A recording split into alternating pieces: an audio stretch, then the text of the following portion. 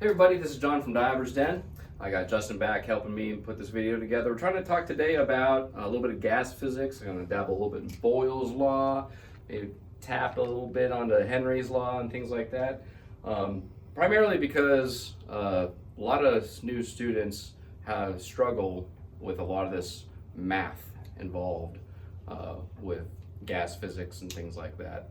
So I'm going to give you an idea of how to remember how to convert from depth to atmospheres and atmospheres to depth, and you'll see why I really have to do that when I give you the other tools called the Nitrox wheel, and show you how to use the Nitrox wheel. And hopefully you guys can come out with this a little bit of understanding of an easy way to do the math. Okay, so the first thing we're going to do is we're going to convert from atmospheres to feet and from feet to atmospheres, right? Atmosphere is just another unit for pressure, right? And because depth increases proportionally with pressure, we can easily convert those with a simple ratio. In fact, every 33 feet in salt water, you could use 34 if you're in freshwater, every 33 feet in salt water is one additional atmosphere. So I put the depth in feet right there. So if I wanted to figure out the weight of the water on top of me in atmospheres, I just take whatever depth I'm at and divide it by 33. Right, but that doesn't account for all the pressure on me, only accounts for the water pressure on me. I just account for the air pressure on me too, 14.7 pounds per square inch of air at sea level. Right, so I have to add 1 to that. All right, that's going to give me my atmospheric pressures. All right, so a real quick example, it should be pretty easy. If I have a depth of, 270 feet, right, and I divide it by 33, that gives me about 8, that's 8.1, that's 8.1 atmospheres, right, but that's only of water, so I have to add 1 atmosphere of air, right, for a total of 9.1 atmospheres. And of course, this depth is far beyond the rules for recreational diving, and it's exceeding even for the technical divers. It's pretty deep, right? Deep, dangerous. That's a whole different topic that we'll make a video about. Right, so that is how you convert from your depth to atmospheres, right? So the next thing we're going to do is we're going to convert from atmospheres to depth. And if you were an algebra wizard, it'd be really easy just to move the 1 around and multiply by 33. But let's do a little more intuitive approach at it, right? So if I am at some atmospheres, right, of depth, right, I'm at an atmosphere, and I want to figure out what the depth is related to that atmosphere. Remember, this is your total atmospheres to include your water pressure and the air pressure, right? So the first thing I'm going to do is I'm going to take the air pressure off of it. So I'm going to subtract 1, okay? And now to convert the water pressure, again, it's a simple ratio, I'm going to multiply it by 33, and the water pressure is going to be my depth, right? That's going to be my depth in feet, right? So if I'm at, let's say, 4.2 atmospheres total, right? That's air and water. I have to subtract 1, giving 3.2. Multiply that by 33. It's around 90 something. No, 136. My math. That's why I have calculators. 136 feet at 4.2 atmospheres. All right. So that is how you use these equations to go from atmospheres to depth and depth to atmospheres. And hopefully we'll see where that can be applied. I mean, you really can't apply this very much in practical sense when you're diving. Right? We don't really figure out what atmospheric depth I'm at when I'm diving. We talk about feet, right? But you need to understand atmospheres to be able to use the Nitrox wheel. Right? So the Nitrox wheel, start with a big wheel. Just a big wheel like this. And we're going to split the center and then split the bottom. Right? So when this is a pretty common relationship in a lot of different fields, like you can use this for Ohm's law and things like that. But we're going to use it for the electricians that are watching.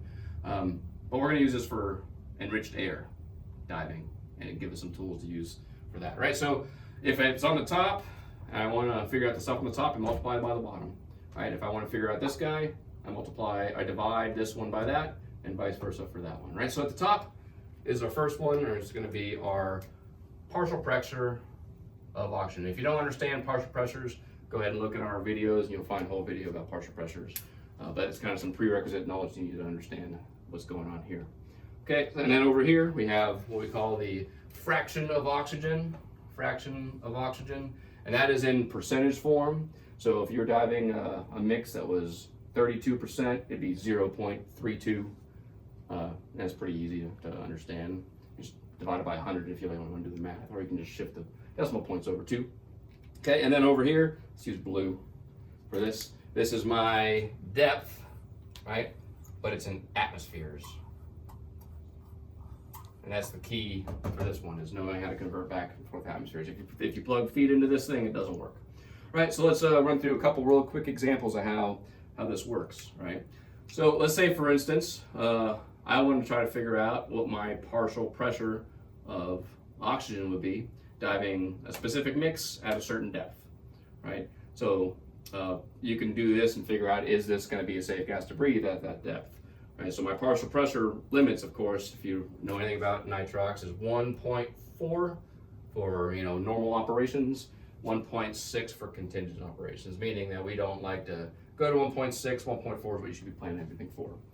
All right, so what I'm going to do is I'm going to say, for instance, I have a mix of, we'll do 32%, since that's what I used before, 32%, right, which is 0.32 in fraction form, right, and a depth of, we'll say, 110 feet, 110 feet, right? I can't use that number in the wheel because it's not in atmospheres. I got to convert to atmospheres. So I go over here to my little ratio and add one, and I go 110 feet divided by 33. That's the number, that's the weight of the water, the atmospheres of water, which is 4.3. But again, that's a water atmospheres, and I still have to add one. Nope, I already added. Oh, yeah, I did add one? Thanks. So it's 3.3, add one to 4, so it makes it 4.3, right, total atmospheres. Okay, so I get my 4.3 atmospheres in here right now. So now it's pretty simple. I just have to multiply fraction of oxygen by my depth in atmospheres, and it's going to yield some partial pressure. So 0.32, 0.32 from right here, times 4.3 gives me a partial pressure of 1.36 actually. So just below my safe operating MOD partial pressure, right? So that's how you use the wheel to figure out what your partial pressure of oxygen is going to be for a given fraction of oxygen, specific mix, and a depth. All right, so next what we're going to do is we're going to figure out the fraction of oxygen that would be the best mix for a given depth. This comes in really, really handy if you're trying to get some specific cocktails for the dive sequence, and you have the ability to request a specific mix, right? So that you can get the maximum bottom time and still stay within your 1.4 partial pressures, right? So what I have to do here is, it's really simple. There it is. Let's say the dive we're planning to is 87 feet. 87 feet, and we're using 1.4. Again, I can't use 87 feet on the wheel. It's got to be in atmospheres, right? So the way I convert that to atmospheres is I go 87 divided by 33, and add 1, and that gives me 3.6 atmospheres. Right, so 3.6 atmospheres is what I'm going to be diving at. So the ideal fraction of oxygen is going to be 1.4. I use the 1.4 because that's my normal operating partial pressure, divided by 3.6 to yield a ideal fraction of oxygen of 38%. 38%. Those numbers look a little funny for a second. 38%. Okay, it's not a fat finger to the calculator.